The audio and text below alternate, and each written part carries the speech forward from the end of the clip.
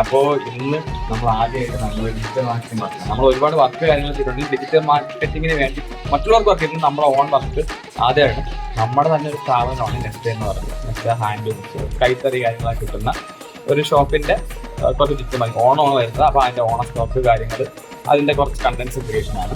നമ്മളതിന്റെ script കാര്യങ്ങളൊക്കെ റെഡിയാണ്. അതൊന്ന് പ്രിന്റ് ഒക്കെ എടുത്ത് റെഡിയാക്കി ബാക്കി എല്ലാവർക്കും PDF ഒക്കെ പോയിട്ടുണ്ട്.